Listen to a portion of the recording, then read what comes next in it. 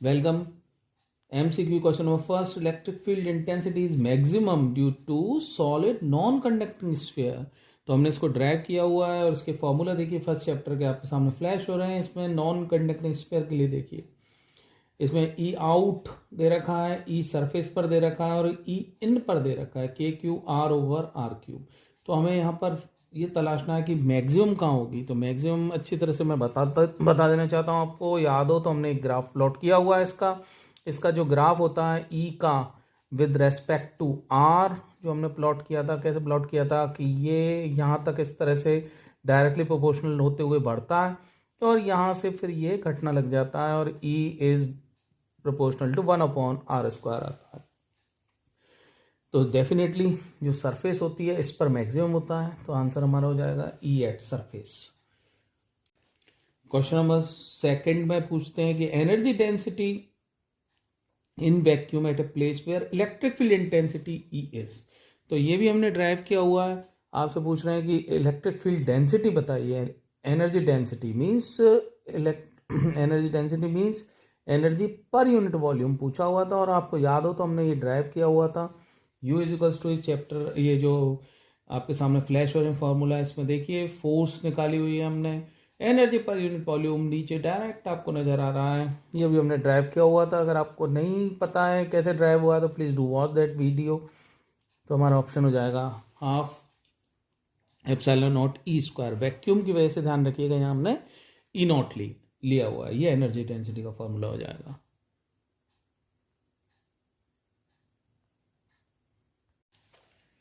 लीजिए question number 3 आपके सामने. Charge of 1 microcoulomb is placed at the centre of a cube of side 0.2 metre. इसकी side दे रखी है हमें 0.2 मीटर. एक क्यूब हमने ड्रॉ कर लिया. अब इस क्यूब में हमसे पूछा गया electric flux leaving each face of the cube. हमसे फ्लक्स पूछी गई है ईच फेस से.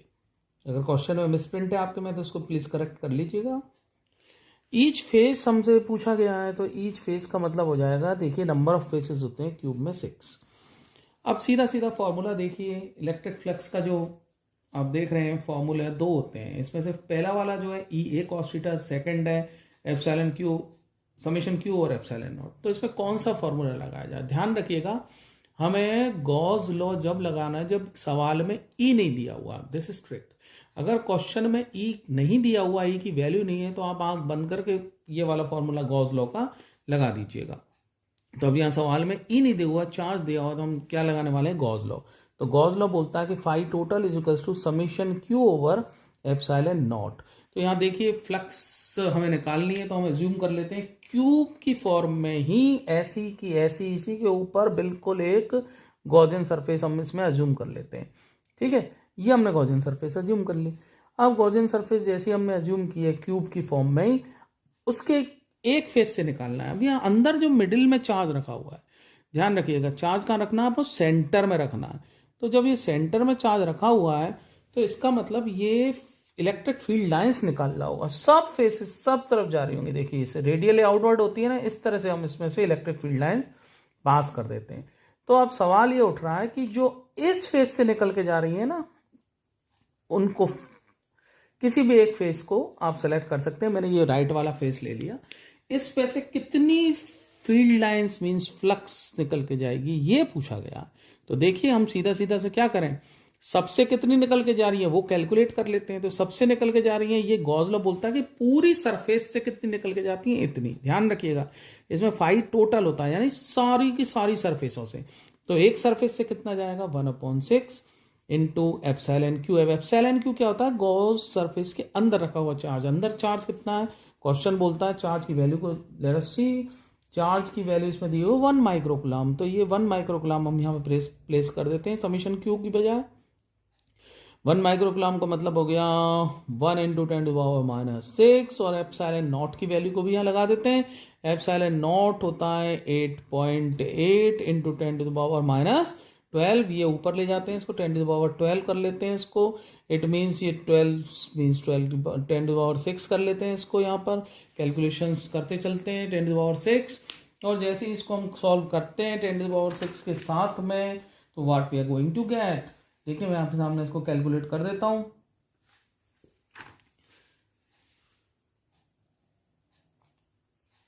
इफ यू कैन सी 10⁶, यहाँ 6 इंटू 8.8 कर लेते हैं. 6 into 8.8, what we are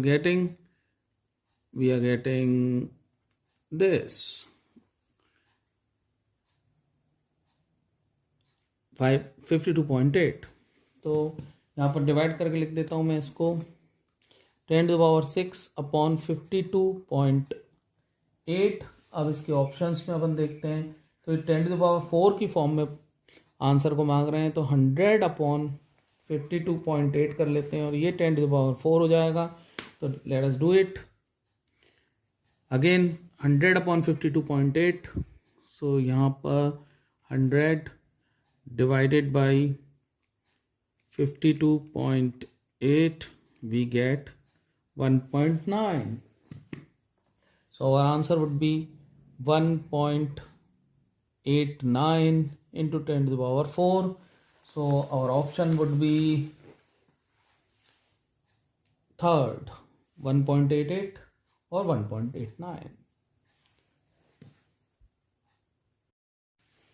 question number 4 को देखते हैं. एक क्यूब है और इसमें हमें 2 डाइपोल्स को रखना है नॉर्मली क्यूब में.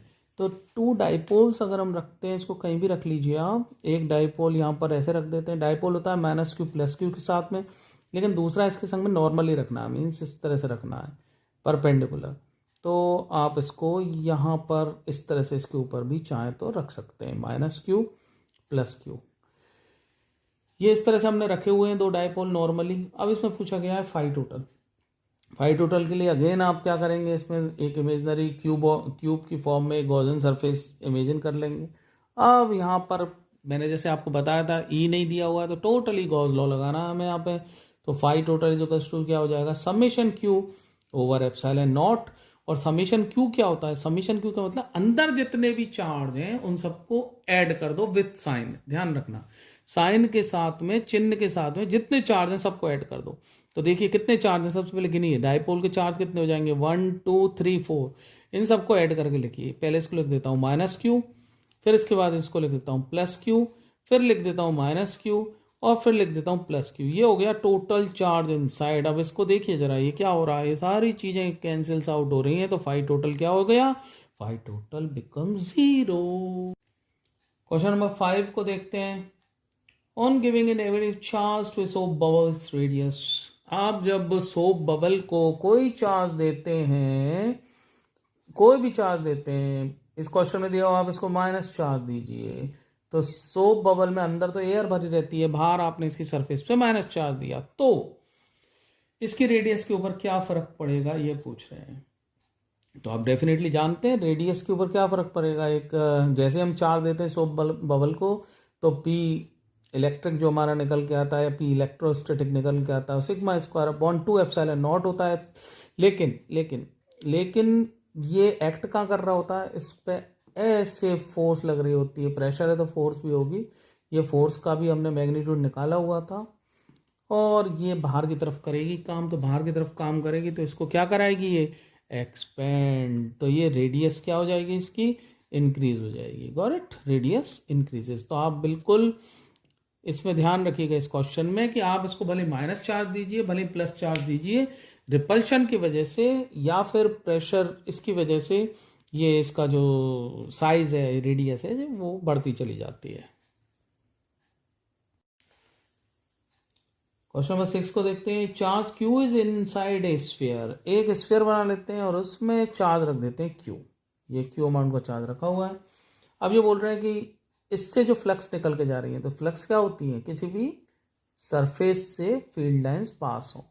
तो इससे जो फ्लक्स निकल के जा रही हैं वो जा रही हैं, अगर ये प्लस चार्ज रखा हुआ तो बाहर की तरफ जाएंगी, वो जा रही हैं phi total is equal to कितनी जा रही है, Q/ε. ऐसा क्वेश्चन में दिया हुआ है.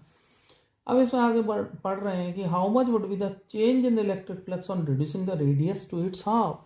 इसकी रेडियस को कम कर लें, सपोज इसको गोले को ऐसा बना लेते हैं रेडियस कम करके, तो इसमें से कितनी फ्लक्स निकल के जाएंगी बता सकते हैं आप.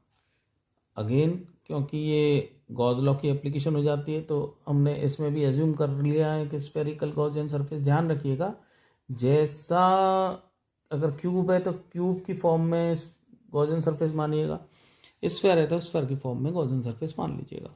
अब मुझे बताइए आप, यहाँ से अगर निकल के जाती है तो गॉसियन सरफेस ये ले लेते हैं, तो अब बताइए इससे कितना निकल के जाएगा। अगेन क्योंकि गॉस लॉ लगाएंगे, phi total is equals to summation Q over epsilon naught. अब मुझे बताइए समीशन क्यू कितना है, इनसाइड गॉसियन सरफेस में चार्ज कितना है, क्यू है तो आंसर हो जाएगा क्यू अपॉन एप्सिलॉन नॉट। तो शुरुआत में भी इतना, अब भी इतना है, तो ये जो है remains unchanged, would be our answer. Question number 7 को देखते हैं। The value of electric flux leaving out from a unit positive charge. तो डेफिनेटली यूनिट पॉजिटिव चार्ज बना लीजिए, क्या होगा, Q is equals to unit positive, unit means 1 charge, 1 coulomb का charge है। तो इससे यहाँ 1 कूलम का जो पॉजिटिव चार्ज है, इससे वैक्यूम में कितनी फ्लक्स निकल के जा रही होंगी। तो इमेजिन कर लेते हैं कि ये एक गॉसियन सरफेस मान ली। आप समझ जाइए, फ्लक्स के लिए मैं पहले ही बता चुका हूँ, फ्लक्स के 2 फार्मूला है। ई नहीं हो तो हमें गॉस लॉ लगाना है, ई यहाँ पर नहीं है तो गॉस लॉ लगाइए। गॉस लॉ धड़ल्ले से लगाइए, summation Q over epsilon not, इतनी फ्लक्स निकल के जाएंगे। और ये वैक्यूम में रखा हुआ है, इसलिए ध्यान रखिए यहाँ पर एप्सिलॉन नॉट लिखा हुआ है हमने। ये इस तरह से फ्लक्स निकल के जाएंगी। तो देखिए जरा इसको सॉल्व कर लेते हैं। फाई टोटल कितना हो जाएगा, समीशन क्यू कितना हुआ, चार्ज इनसाइड कितना 1 अपॉन एप्सिलॉन नॉट। ऑप्शन में चेक करते हैं, 1 अपॉन एप्सिलॉन नॉट का ही है, तो इट इज ये ऑप्शन में एप्सिलॉन नॉट इनवर्स। तो इसको ऊपर ले जाएंगे, epsilon not inverse, this one would be our correct answer. Question number 8, radii of 2 conducting sphere लिए हुए हमने, उनकी रेडियाई ए और बी दी हुई है इस तरह से। अब कंडक्टिंग स्फीयर है, डेफिनेटली इनके ऊपर चार्ज होगा। अब इस क्वेश्चन में कह रहे हैं कि they are charge by equal amount का चार्ज इनके ऊपर है। यहाँ जो चार्ज सरफेस पर ही आएगा, और ये चार्ज अगर इस पर क्यू है तो इस पर भी चार्ज कितना है, क्यू ही है, ऐसा क्वेश्चन में दिया हुआ है। अब आपसे पूछ रहे हैं ratio of electric field intensities at its surface. तो सरफेस के लिए कंडक्टिंग स्फीयर का फॉर्मूला देखिए, आपको पता है ई जो है सरफेस पर कितना होता है, के क्यू ओवर आर स्क्वायर, जो यहाँ आर इसकी रेडियस होती है। इन वैल्यूज को पुट कर लेते हैं, पहले इस स्फीयर के लिए निकाल लेते हैं। E1 इज इक्वल्स टू के क्यू ओवर आर स्क्वायर की बजाय यहाँ पर लिख लेंगे ए स्क्वायर। दूसरे के लिए निकाल देते हैं E2 इज इक्वल्स टू के क्यू ओवर बी स्क्वायर। अब इनका रेशियो पूछा है, दोनों को डिवाइड कर दीजिए, E1 अपॉन E2 को जैसे ही डिवाइड करते हैं तो what we get B square over A square, क्योंकि ये दोनों कट जाएंगे, B square over square would be our correct answer, option A. Question number 9 को देखते हैं। ध्यान से आप पढ़ेंगे तो इस क्वेश्चन में आपको नजर आएगा पहले वाले क्वेश्चन से डिफरेंट क्वेश्चन है। पहले वाले क्वेश्चन में हमने जो किया था उसमें यहाँ पर जो Q और Q दोनों के सरफेस पर कंडक्टिंग स्फीयर है, इनकी सरफेस पर Q को क्वेश्चन के हिसाब से सेम माना था, लेकिन यहाँ पर ये Q1 और Q2 आएंगे क्योंकि इसमें दिया हुआ है कि चार्ज डेंसिटी सेम है। जो हमने स्फीयर बनाया हुआ उसकी रेडियस ए है, ये स्फीयर बनाया इसकी रेडियस बी है, और इसमें मैंने इसको छोटा बनाया, इसको बड़ा बनाया, आप कुछ भी बना सकते थे इसमें। तो इसमें लेकिन ये क्वेश्चन में दिया होगा कि ये सिग्मा है तो ये भी सिग्मा है। तो सबसे पहले देखते हैं सिग्मा क्या होती है। सिग्मा होती है चार्ज पर यूनिट एरिया। तो एरिया क्या होगा, क्योंकि कंडक्टिंग स्फीयर है इसकी सरफेस पर ही चार्ज आया होगा, तो इसका सरफेस एरिया कितना होता है स्फीयर का, 4πa²। अभी मैं ये अज्यूम करके चल रहा हूँ कि दोनों पर सेम चार्ज है, लेकिन देखिए अभी मैं आपको बताऊंगा कि दोनों पर डिफरेंट चार्ज आएगा। कैसे, देखिए इसके ऊपर लिखते हैं क्योंकि ये सिग्मा ही है तो इसको भी सिग्मा लिखते हैं। तो यहाँ भी अगर मैं क्यू मानता हूँ इसको 4πb² हो जाएगा इसका सरफेस एरिया। तो ऐसा ये पॉसिबल नहीं हो पा रहा है। देखिए ये लेफ्ट हैंड साइड है, इसमें नीचे चीज़ डिफरेंट है, यहाँ पर चीज़ कुछ और है, डिफरेंट है, और ये ऊपर की क्वांटिटी सेम है। तो ये इनको हमें डिफरेंट करना पड़ेगा। देखिए कैसे, अगर सपोज मैं कोई संख्या ले लेता हूँ, सपोज 6 ले लेता हूँ, तो 6 के लिए हमारे पास में कैसे आता है, 6 डिवाइडेड बाई 1। नीचे की को अब मैं डिफरेंट करूँगा लेकिन फिर भी 6 आना चाहिए। सपोज मैं लिख देता हूँ यहाँ 2, क्योंकि नीचे की यहाँ क्या है 4πa², ये और यहाँ पर है 4πb², लेकिन लेफ्ट हैंड की सिग्मा 6 मैंने मान ली है, सपोज मान ली है। तो यहाँ पर ऐसा करने पर क्या हो रहा है कि यहाँ डिफरेंट कर दिया, तो यहाँ मुझे पता है यहाँ पे 12 ही करना पड़ेगा, तब ये 6 आएगा। तो इसका मतलब ऊपर वाली दोनों चीज़ें डिफरेंट होंगी। इससे I hope it is quite clear. तो मैं इसको यहाँ पर Q1 Q2 कर देता हूँ। ये मैंने सिर्फ आपको समझाने के लिए बताया था। अब इसको लेट मी रब इट। तो यहाँ Q1 Q2 का चार्ज तो इनके ऊपर हो गया। अब जैसे ये चार्ज Q1 Q2 हुआ, अब जो सवाल में पूछा होगा है हमसे इंटेंसिटी पूछी है E1 E2 और सरफेस की। तो E कितना होता है सरफेस पे, KQ/R² होता है ना।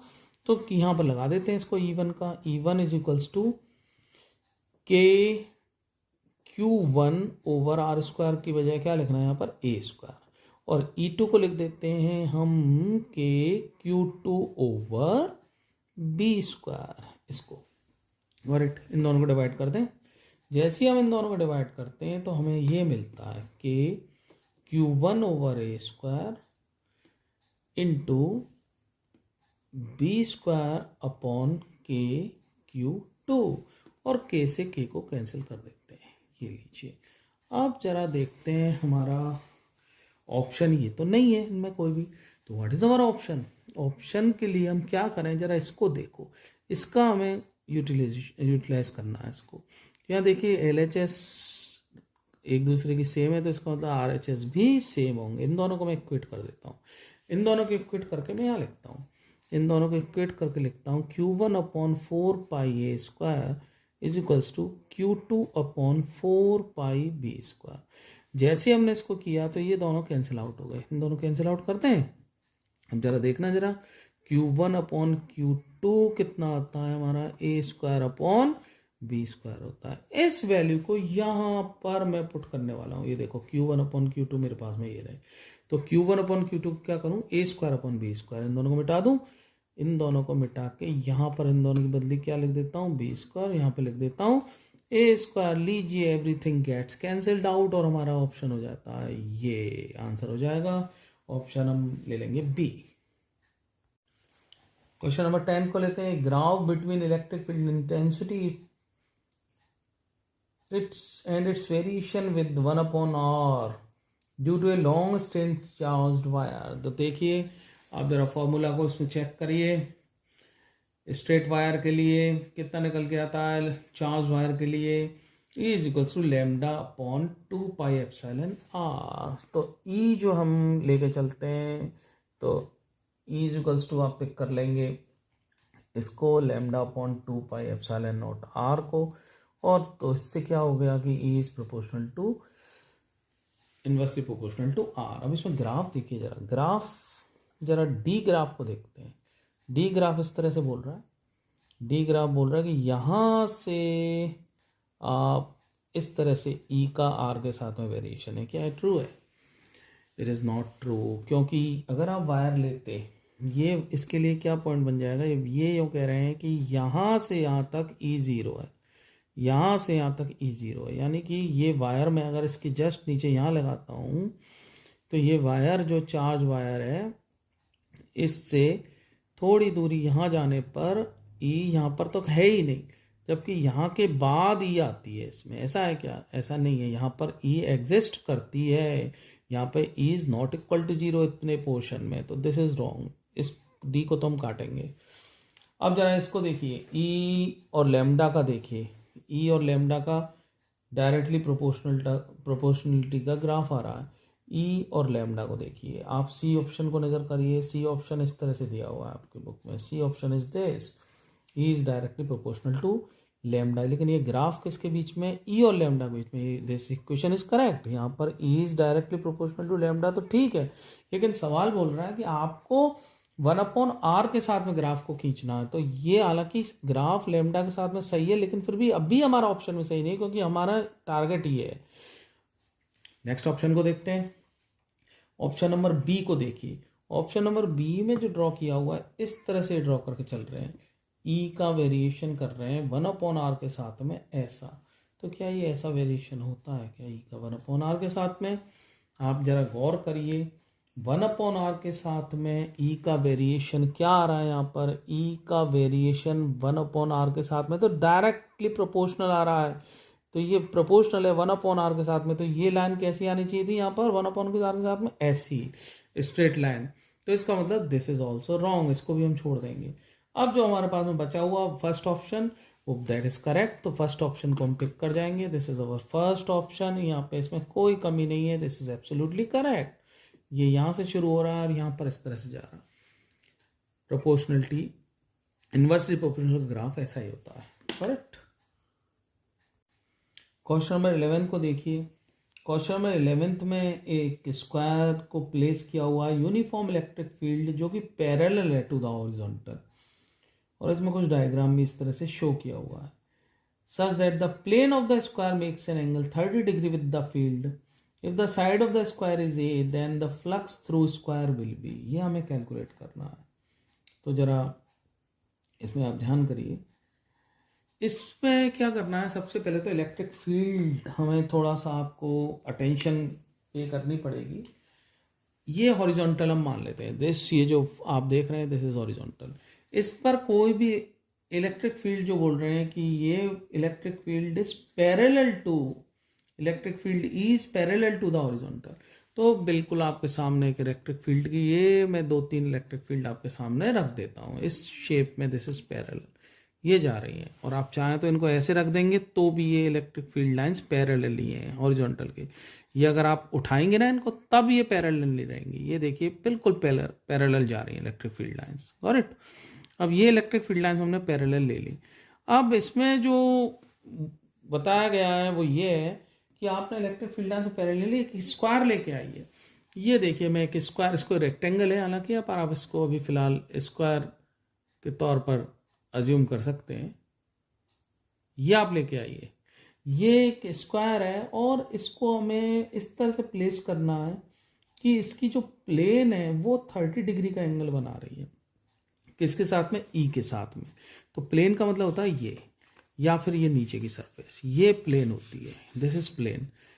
इसको 30 डिग्री एंगल रखना है। तो अगर मैं इसको ऐसे रख देता हूँ, ये एंगल कितना हो जाएगा इसके बीच में, प्लेन और इलेक्ट्रिक फील्ड लाइंस के बीच में एंगल कितना नजर आ रहा है आपको, दिस इज 100% जीरो। क्यों, क्योंकि दोनों एक दूसरे की दिशा में ही जा रहे हैं। ये इस तरह से प्लेन है, या ऐसे जा रही है, और ये इस तरह से जा रही है, तो दोनों एक ही प्लेन में है, तो एंगल जीरो हो जाएगा। अब मैं इसको उठाता हूँ एंगल को, एंगल 30 डिग्री का ऐसे फॉर्म होगा। ये धीरे धीरे धीरे धीरे धीरे मैं इसको उठाता चला गया, तो ये देखिए ये प्लेन जो है ये इस तरह से हो गई। ये एंगल अब इन दोनों के बीच में जो फॉर्म हो रहा है, ये एंगल हो गया 30 डिग्री का, करेक्ट। ये एंगल कितने का हो गया हमारे पास में, 30 डिग्री का। ये एंगल सवाल में दिया हुआ है कि दिस एंगल इज 30 डिग्री। अब आपसे फ्लक्स पूछ रहे हैं, तो ध्यान रखिए ऐसे क्वेश्चंस में आपको, क्योंकि ई दिया हुआ है इसमें, तो ई दिया हुआ तो डेफिनेटली आप फ्लक्स का कौन सा फॉर्मूला लगाने वाले हैं, flux is equals to E A cos theta, इस फॉर्मूला को लगाने वाले हैं। तो यहाँ पर ये जो थीटा होता है ना, ये एंगल किस किस के बीच में होता है, ई और ए के बीच में होता है। और ए क्या होता है, एरिया वेक्टर होता है, ये ध्यान रखिएगा, एरिया वेक्टर होता है। एरिया वेक्टर मतलब किसी भी एरिया के ऊपर 90 डिग्री की लाइन खींचना। तो जैसे मैंने आपको दिखाया था, ये एरिया इसके ऊपर 90 डिग्री की लाइन खींचना है, तो बिल्कुल एग्जैक्ट ऐसी लाइन 90 डिग्री, ये बिल्कुल इसके बिल्कुल ऊपर 90 डिग्री की लाइन है। तो इसमें इस तरह से, तो हमारा जो 30 डिग्री का एंगल है सवाल में जो दिया हुआ है, एंगल किस किस के बीच में, वो 30 डिग्री का जो थीटा है वो है between plane and electric field. तो हमें ये नहीं पुट कर देना यहाँ पर, क्योंकि ये एंगल होता है area vector and electric field के बीच में। तो हमें इलेक्ट्रिक फील्ड और इसके बीच में एरिया बनाना है। तो एरिया नॉर्मली देखिए, मैं इसकी फिगर ड्रॉ कर देता हूँ। एरिया कैसे निकलेगा इसका, ये देखिए, ये हमने इसको प्लेन को ड्रॉ किया हुआ है। ये प्लेन, ये आपने देखा था रेक्टेंगुलर प्लेन, इसको हमने, ये इलेक्ट्रिक फील्ड लाइंस पास हो रही हैं इसमें से, ये इलेक्ट्रिक फील्ड लाइंस हॉरिजॉन्टल थी, ये इलेक्ट्रिक फील्ड लाइंस को ऐसे ड्रॉ कर देते हैं हम। ये एक ही दो इलेक्ट्रिक फील्ड लाइंस मैंने ड्रॉ कर दी हैं इस तरह से। अब जो प्लेन जो थी इसकी, ये प्लेन जो थी ये 30 डिग्री का एंगल बना रही थी। तो देखिए इसका जो नॉर्मल होगा ना, प्लेन का नॉर्मल, वो इसके साथ में कितना एंगल बना रहा होगा, ये देखिए नॉर्मल हो जाएगा, ये नॉर्मल हो जाएगा कि नहीं। तो नॉर्मल की डायरेक्शन मतलब प्लेन पर 90 डिग्री खींचना, तो इस पर 90 डिग्री खींच दिया आपने, तो ये एंगल कितना हो जाएगा 60 डिग्री। तो अब हमें यहाँ पर 60 डिग्री को पुट करना है इस जगह पर। तो फाई जो हमारा हो जाएगा वो कितना हो जाएगा E इंटू एरिया। एरिया भी निकाल लीजिए, इसमें क्वेश्चन में दिया हुआ है इसकी एक साइड ये ए है, तो इसका एरिया कितना हो जाएगा ए स्क्वायर। तो ए स्क्वायर जो इसका एरिया हो जाएगा, और कॉस ऑफ अब कितना रखना है हमें, क्योंकि ई और एरिया के बीच में एंगल चाहिए होता है, ना कि प्लेन के साथ में। ये प्लेन के साथ में हमें बिल्कुल नहीं चाहिए, हमें इन दोनों का ये एंगल चाहिए। तो ये एंगल हो जाएगा cos 60, और cos 60 की वैल्यू कितनी होती है, cos 60 की वैल्यू होती है हाफ। तो हमारा ऑप्शन हो जाएगा दिस वन। अगर आप कोई और ऑप्शन को कर रहे हैं, आपकी बुक में कोई मिसप्रिंट हो, तो please do correct it. Thank you for watching the video. I hope it is clear to you. Please do comment and ask any questions. आप कोई भी क्वेश्चन हो, आपको कोई प्रॉब्लम हो, तो कमेंट बॉक्स में जाके आप पूछ सकते हैं। Thank you.